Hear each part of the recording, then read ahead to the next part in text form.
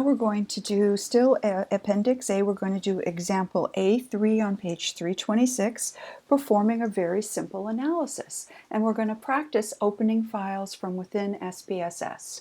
So it's important to do that. It's just a quirk of SPSS. So Elliott and Woodward want us to open the testscores.sav data file.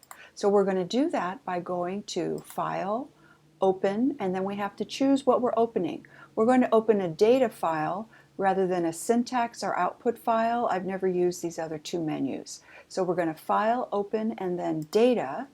We have to then navigate to whatever the appropriate folder is, so you have to know where you put it on your computer, and then SPSS will remember. And now we're going to scroll down. I've put all my Elliott and Woodward files here. We're going to scroll down to Test Scores, click on it once, highlight it, and click Open. So now we have our test scores file open. So in our data view, we see that we have 9 rows of data. And here is the data for each of our 9 participants going across. When we go to variable view, we have our 5 variables. So this is the similar data that we entered when we were practicing entering data.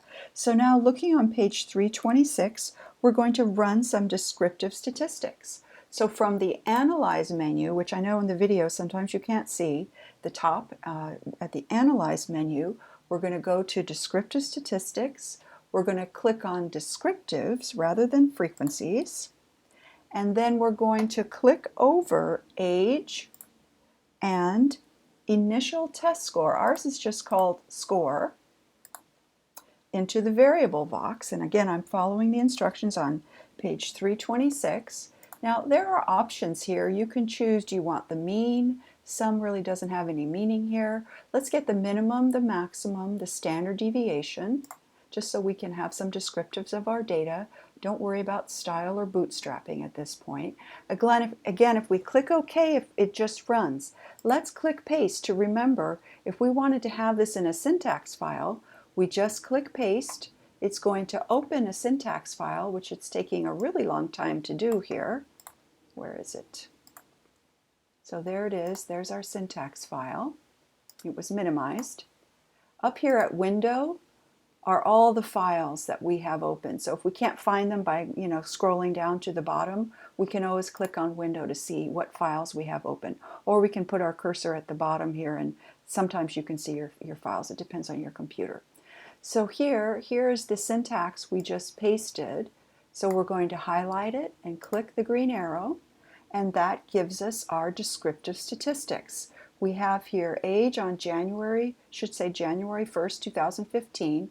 For 9 people, the minimum age was 19, the maximum age was 43, the average or mean age was 29.6, and the standard deviation, which we're going to get to, it's how spread out the data is to either side of the mean, but the standard deviation was 7.5. For our test score, the lowest score was 75, the highest score was 99, the mean or average score was 88.2, and the standard deviation was 8.4. So analyze descriptives, that's what that was. We can also run frequencies, which gives us very similar data. So let's look at age and score, and this time we can click on mean, median, mode, minimum, maximum, standard deviation, and we're going to click OK. And we get very similar information, but this time we get this frequency table. So a frequency table just lists the count. Here we have one person who's 19 years old, one person who's 23 years old. So the frequency table gives us an outline of the counts of all of our data. There are 9 people in our data. Their minimum age is 19, their maximum age is 43.